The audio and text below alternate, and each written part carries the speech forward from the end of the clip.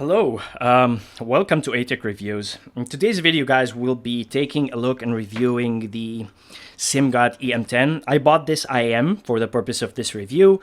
All thoughts and opinions are my own, and I will tell you what I really think about it.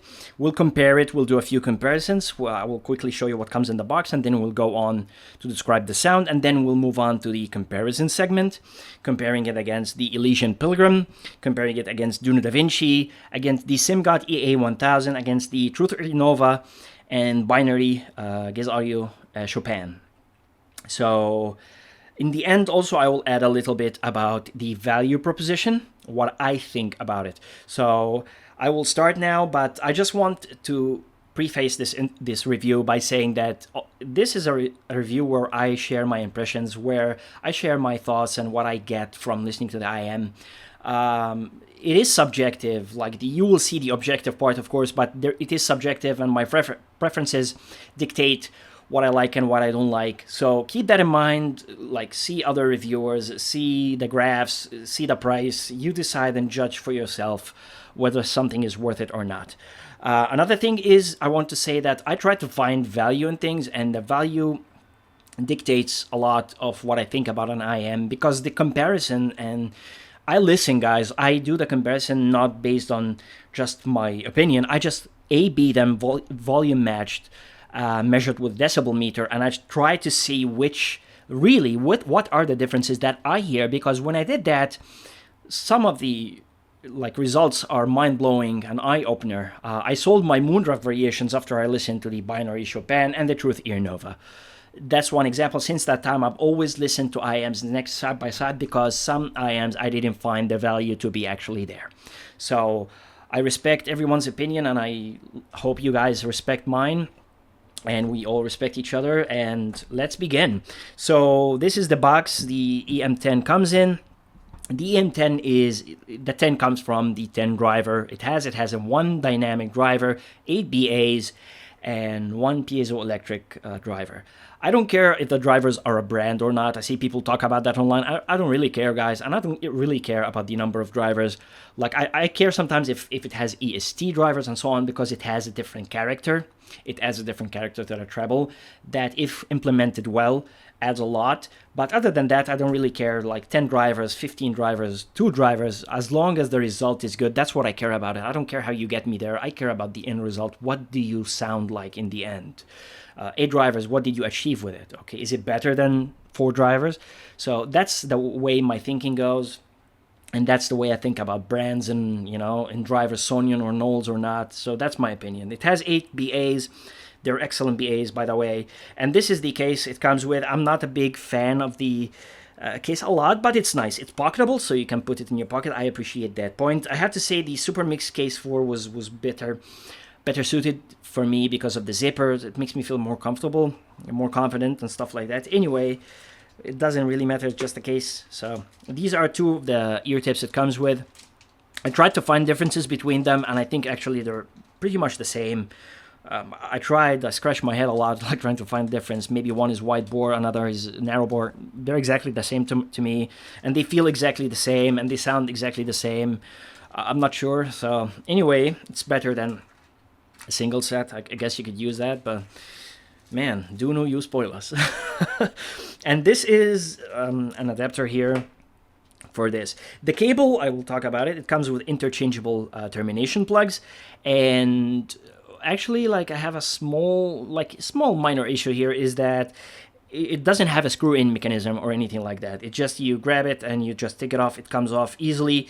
And sometimes when I add it into my amplifier, and I will show that, and I add this cable and I try to pull it off, but this part doesn't come off, only this part does.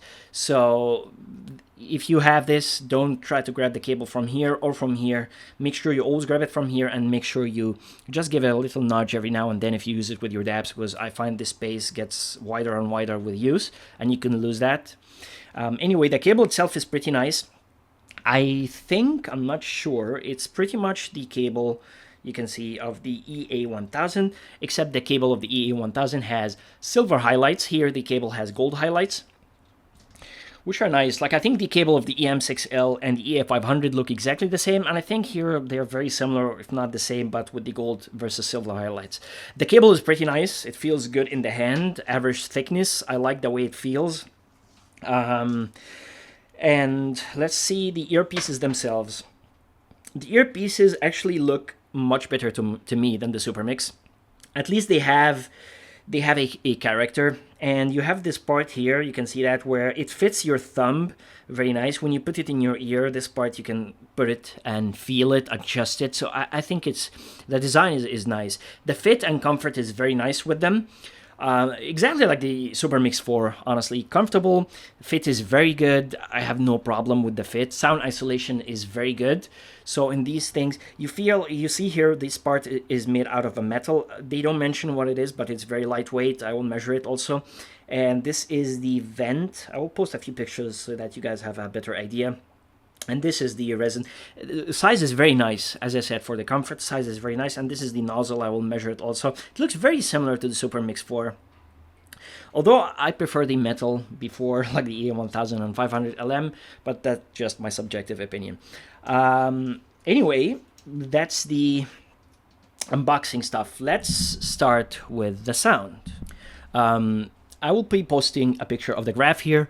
And as you can see, there is a bit of a channel mismatch in my unit, starting at 11K, and many of us can hear at this part, but it gets a bit substantial, reaching like maybe 5 or 7 dBs. I'm not sure. You can check that out. And before you ask, I measured a lot. I adjusted, I changed the ear tip. I got the coupler resonance to 8K, to 9K, to 6K, and I tried my best. But this one of them had like this dropped off response, and the other had a better response. I'm not sure why. Like, I know people will tell me that the coupler is not reliable after 8K, but according to the documents I checked from the website of many manufacturers, they say it is reliable and accurate if compared on the same unit. So it's beneficial for like comparing IMs on the same unit, but not on different units. Anyway, like, can I hear this part? I would lie and say if I can. I'm not sure. Honestly, I'm not sure if I can put them and say, oh, that driver mismatch is causing an issue. But I have to say, for the price that you pay, like $439 last time I checked, and what I paid actually, I think this is too much. I'm not sure what's happened. I didn't drop them. I didn't do anything. I put them immediately from the box to the coupler to the measurement, and I tried to adjust them over 25 times, but the result was that I have to say that's not something nice, and I will not talk about it a lot, but I feel kind of disappointed at this price point, right? Like, I saw people talking before about the dusk and stuff like that, and I wish my unit didn't have that, but I have to work with what I have, and it's just, I will move on. So let's ignore it, and that's what I can do. So, anyway, let's talk about the sound.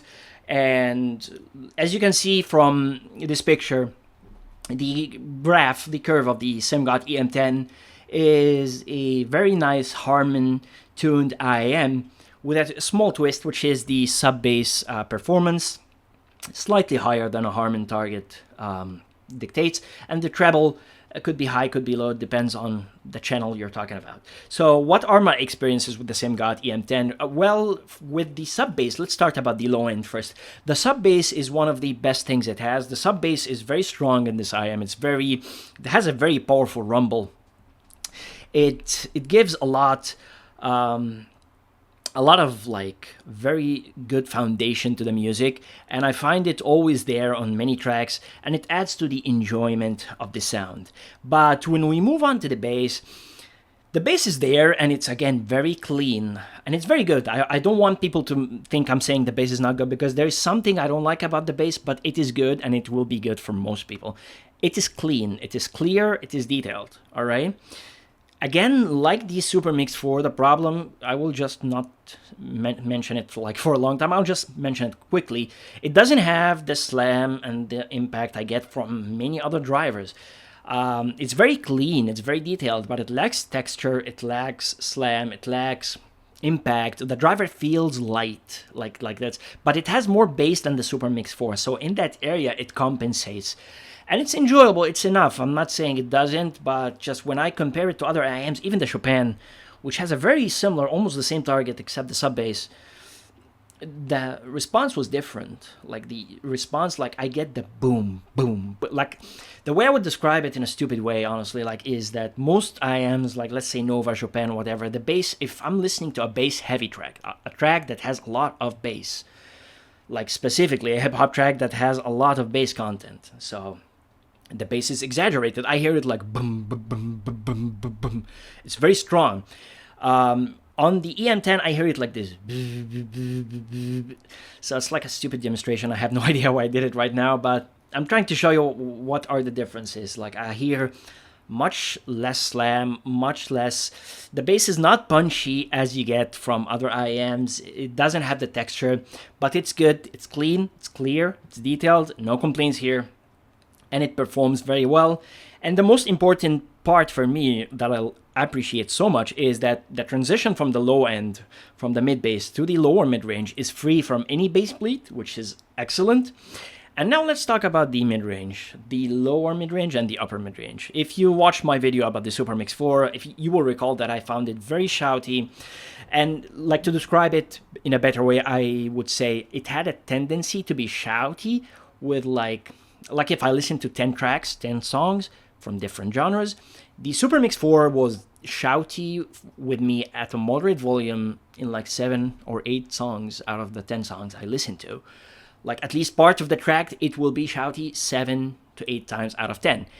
I'm super happy, super happy to say with the EM10, that tendency dropped to maybe 1 track out of 10. Shoutiness completely disappeared, gone, done. It's like not there. What exactly happened here? I'm not sure. If you look at the graph, you'll find the differences are very small. Some of you guys commented on the last video and said maybe it's the driver type, maybe the diaphragm material. I'm not sure. I can tell you, and I did my homework. All right, I listened to genres that are prone to getting harsh.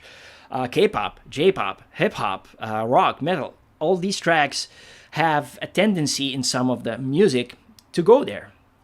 But I'm happy to say that, yeah, it was at the edge, but it rarely crossed it. As I said, it crossed it 1 time out of 10. That makes it an excellent listen. And I would describe the mid-range as very forward. Vocal and instrument presentation is very forward. Like if you want to hear vocals close to your ear more than the other stuff in the music, this is an IEM that does that. The vocals are very close to your ear. Instruments are very close. Electric guitars, acoustic guitars, all these things sound very close to your ear. And that is good. There is an average level of detail in the mid-range. And I would describe it just forward and neutral. Like everything is clear, everything is detailed. And I wish there was some air, and I will talk about that in a second. But that's it. It's very good. And I'm happy to say there's no shoutiness at all. Moving on to the treble. The treble response is okay. There is good detail, you know, but maybe a bit pulled back. I'm not sure, like... I wouldn't say dark. No, dark is a very intense word. It's not dark at all, but I feel, maybe it's my unit or something, I feel that it lacks a bit of that air and clarity up top. And this becomes evident when I compare it to other IEMs. I feel they have a lot more air, a lot more clarity. It's not dark as I say, but it lacks that sizzle up top, that sense of air that adds a bit of space to the instruments and around the instruments that makes you feel that things are coming from a distance. And this affects the imaging capability and the soundstage, because the soundstage is just normal, average, and the imaging is not as incisive or as clear or on point as I would like to be. Other IEMs excel more when I compare them. Even something like the DaVinci has a much better treble response. So that's my opinion. The good point is that there is zero sibilance, and I can say that. And the other good point is that the treble is never harsh, unlike the Super Mix 4 where it is a bit wonky. There's a slight B8 timbre, just a slight, and the treble itself doesn't sound that natural to me. Maybe it's the piezoelectric drive. Anyway, I don't know, but it's okay. I don't have a complaint on that, except that it's a bit pulled back or not as forward as I like it. I would love to see more air here. So that is the description. In terms of technical details and detail retrieval, macro and micro detail, I would describe it as average, but way below the price point here. And I will get about the price I said in the end, but at $440, most IEMs should be a detail monster here at this level. Once you cross the $400, you're paying a lot right now. And like, I will say, like, when we get to the comparisons, like things like Blessing Dusk, DaVinci, Pilgrim, even Chopin, carry, like, forget the Chopin right now, but like, for example, Blessing Dusk and DaVinci and Pilgrim have way more technical detail, and I will get about to that right now. So that's it. Easy to drive, no problems, and that is the sound. The other thing I will say before I start is that the sound is a bit smooth. You get a lot of smoothness in the sound. Everything is balanced. I should say that. Nothing except the vocal part, of course, and the mid-range. Nothing jumps out at you except the mid-range. Anyway, it's a very good listen. A very good IEM. And let's start with the comparison. And the first comparison I will do it is the Elysian Pilgrim. And the way I do my comparison, guys, I want you to understand is I put these IEMs, volume, match them with a decibel meter, and I listen compared side by side, because after I do that, I discover things like our audio memory is not as strong as we think. And if I don't do an A-B comparison listening side by side, man, I would exaggerate things and many things will be underwhelming or overwhelming for me. So I listen to them side by side. And Pilgrim is one of my favorite IEMs, and I bought it also. I love it. And it's a benchmark for me at $400. And here is the part where I will be subjective, so maybe you want to skip this part, but I will say my opinion. EM10 is excellent, but I think it's way overpriced for what it offers. And I will, like, when I get to the Chopin, I will show exactly what I mean. But I mean here compared to the Pilgrim. What are the differences that I see or hear when I compare the Pilgrim to the EM10? The first and most important difference for me is the excellent detail retrieval and resolution on the Pilgrim. Man, the Pilgrim is 3 steps above the EM10. The EM10, honestly, that's just my opinion, guys. EM10, again, this is just my opinion. EM10 is not a $440 IEM to my ears. I love it. I love SIMGOT. I respect the brand and everything, but I think we're paying for the drivers here, not for the sound quality. And as I said at the beginning of the video, I don't care if it's 8 drivers, if it's Knowles, Sonian. I care about the sound, and the level of detail, the retrieval that I get from here is a level that deserves $400. That is a bit of high end. I put the Pilgrim in my ear, I feel, wow, yeah, resolution, technical details, soundstage, imaging, incisive and on point. The vocals, wow. And let's begin, like I'll say, from the low end. The low end here, I feel maybe they're similar on the sub bass. I'm not noticing the amount as difference, but the difference is the quality of the detail of the sub bass rumble on the Pilgrim. Wow, it's much higher quality. It has a very, very strong rumble that is extremely detailed. The whole bass of the Pilgrim is very well textured, man. If you want to know what this means, you have to listen to the Pilgrim with good bass tracks. You will find details in the details of the bass, and that's just an excellent driver. The EM10 is not bad, but when it compared, like, the detail alone and the texture in the bass is very different between the two. On the graph, you can see things are similar, but as I said, resolution, definition, detail retrieval, imaging, and these things are not easily grasped from the graph, although the graphs give us a hint, a point. Another thing is when we go on to the mid-range, I have to say the EM10 is more vocal forward, so the instruments and the vocals sound closer to your ear. They are a bit more forward, a bit more separated from the music. So if you kind of like that, the EM10 has more of that. For people who are say that the Harman Target is shouty and so on, maybe they want a bit less, although I have to say the EM10 was not shouty to my ears. The difference here in the mid-range with the Pilgrim is the Pilgrim has a bit pulled back, like it is like slightly below the vocal forward part. I would call it neutral, which means that it's well balanced, but honestly I feel still it's a bit forward here the more I focus specifically, because if you notice the bass of the Pilgrim, it's like slightly allowing the mid-range to shine and to come forward.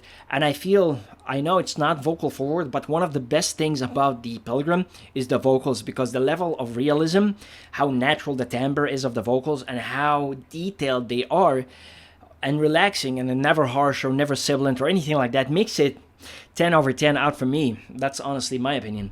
And another thing we can see is when we move on to the treble, man, like the Elysian Pilgrim, a lot of nice air and detail, and instrument separation specifically is insane on the Pilgrim.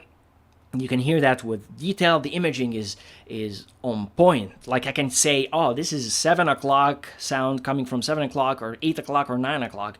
On the EM10 you can say, yeah, it's like in that direction, left, right, you know, maybe 7, maybe 8, I'm not sure. On the Pilgrim it's on point. And that is the main difference. The Pilgrim has excellent instrument separation and air and space around the instruments that I was talking about. And that's my opinion. Like, I feel the Pilgrim has a more unique tuning, has way more definition, way more detail, and it costs less. And I'm looking at this and I'm like, okay, you know, that's just my opinion. Of course, guys, you can come to your own opinions about it. But the Pilgrim, to me, much higher quality than the EM10. Now, when we move on to the DaVinci, differences are very clear. The bass of the DaVinci is much more clean, not clean as in like doesn't have a bass bleed, but has more clarity in it, has more slam, has more impact, a lot more texture. Maybe the EM10 has more sub bass, but the sub bass of the DaVinci is clear and clean, separated. I'm not sure if the acoustic tubes do that or the 5-way crossover, but there is more clarity in the bass. There is separation, as I say. You can say even the layers of the bass are very well separated, and there's a lot of detail there. In terms of the mid-range, the EM10 is more vocal forward, and in terms of the treble, DaVinci has more treble, has more definition, has more sparkle up top, has more air. And in terms of technicalities and detail retrieval, when comparing them side by side, I'm shocked that the DaVinci has more technicalities, has more detail retrieval than the EM10. Again, number of drivers doesn't matter, and like the more I listen, the more I know that. But that's just my impression about it. Imaging on the DaVinci is much more precise due to the treble, of course, and the air gives it a bit more space around the instruments. So for me, DaVinci is better unless you don't like the extra bass that the DaVinci offers, which is totally understandable. That's a preference. When we move on to the EA1000, I think the EA1000, I wanted to say it's better than the EM10 because the sound quality is better in terms of detail retrieval. But in terms of the tuning, I have to say the EM10 has the better tuning here. The EM10 never sounded harsh to my ears, although the EA1000 gets energetic at times. The bass response on the EA1000 is much less, although it has a better slam and there is texture in the bass. But still, the EM10 is more balanced. The tuning is correct. The treble on the EA1000, along with the mid-range, could be a bit energetic at times. The treble could be too much, sometimes, depending on the music, of course. Rarely, but it's there. I notice it specifically with high-frequency sounds in many genres. But as I say, the EM10 never gets into that area at all. So for me, like, I don't like to say that because of the price, but sound is sound, and yeah, the EM10 is better than the EA1000 in my opinion. That's my opinion about it. Now, when we move on to the Chopin and the Nova, I will talk about the Chopin because it's very similar to the Nova, but it doesn't sound thin in the vocals. It has that extra mid bass, and second, because the graph is very similar. And to my ears, this is the shock, guys. To my ears, the Chopin sounds almost exactly like the EM10, with the exception of a few things. Number one is the sub bass. The sub bass of the EM10 is much more, like, not only on the graph, it's noticeable to my ears. When I listen to it, it's more. So that's one aspect. Another aspect is the treble. Maybe it's my set, as I said, but I feel the treble presentation of the Chopin is a bit more natural, like it has a natural presentation, and second is a bit more detailed. And if you look at the graph, you'll find maybe it's a few dBs, something like that. I will post the graph for you guys to see, but to me, the Nova, the Chopin has that air, and also the Nova has that air up top, has that detail, and this only becomes clear, guys, when you compare it side by side. From memory, I can say, yeah, this is better. If actually, from memory, I will tell you the EM10 is better. The more I compare them, A/B them next to each other, side by side, volume matched, the more the reality hits. Oh my God, this has more air, this has more clarity, and check this out. This has more detail retrieval. This $200 IEM has more detail retrieval than the EM10. And if you guys ask me, okay, what does the EM10 offer for $240 more than the Chopin? Well, it has more sub bass and more drivers. That's it. You're paying for drivers, man. That's how I will say it. You're not paying, in my opinion, of course, subjectively, you're not paying any more for sound quality, because this has more technical detail. Like I would say, like maybe 10% more. Like percentage is the wrong way of quantifying it, but I'm doing my best here. It has, because of that treble, gives it a lot natural treble, and it gives it a lot more definition and clarity. I feel the vocals specifically have that air around them and have that clarity that the upper treble gives and the mid treble gives to the upper mid range. But the EM10 has that sub bass. Everything else, as I said, like I swear to you, man, I'm putting my reputation on the line here. I feel, according to my ears, listening to them side by side, Chopin is the same with slightly more detail retrieval and slightly more air up top, and EM10 has the more sub bass, and that's it. The lacking in the treble slightly, a very slight amount. So that's it. Now, is it a good value? Like sound quality wise, if I ignore the price, the EM10 sounds good. Sounds great, actually. Sounds very good. But so does the Chopin, and so does the Nova, and so like the DaVinci and the Elysian Pilgrim like beat it by a huge mile. Now here we get into the level where you see, oh, the quality is so much different. So what would I choose? It's up to you, man. Like if I have to pay $400, I would get the Pilgrim myself. The detail retrieval and the resolution is much, much higher. And it's not even a step above. It's like literally 3 steps above in terms of sound quality, in terms of detail, in terms of instrument separation and imaging and so on. It's a much, much higher quality sound that I associate with higher end IEMs. DaVinci, yeah, a little more bass, but still has more technicalities, has more stuff going on. So EM10 is just Harman. You want to buy it? Absolutely no problem, man. Like I told you my opinion about them, my vision. It's still a good set, but in my opinion, it's way overpriced. Like for me, like you can buy $440 is insane, man, for a Harman tuned IEM, like $200 and $150, and you get that tuning. $440, like, you know, I don't know even what the piezoelectric driver is doing. It's supposed to be a cheaper alternative to ESTs, but I'm not getting any quality difference. Like I prefer even an ultra high tweeter or something from a known brand like Knowles Olsonian or something like that, that will give me even a no-name driver, but it gives me a more natural air and presentation. I don't know what the PZT driver is doing. Anyway, that's my opinion. I was just saying that you can buy the DaVinci and have like a fun IEM with a bass presentation, you know, and higher technicalities. And you can buy like the Nova, for example, or the Chopin, and the price is close. Or you can even buy EA500 or Super Mix. You can buy a lot of IEMs with that price. Or you can get a Pilgrim and save the money. Like you can see $440 is not a small amount. And honestly, guys, just we are in 2024 here. I wouldn't throw my money. I did this so that maybe someone else can benefit from my experience. But in 2024, like I wouldn't throw that on a just neutral Harman tuned IEM. Like we have much cheaper options now in 2024 for that. And you can have like something like a Pilgrim has a different sound signature. You can have the DaVinci different sound signature. And you can even have other cheaper options that will give you a similar thing like that. So that has been my opinion, guys. Let me know what you think down in the comments. I will reply to them. If you have any questions, ask them. And I hope this review is helpful to anyone. And that's it, guys. Until then, see you in the next one. Bye.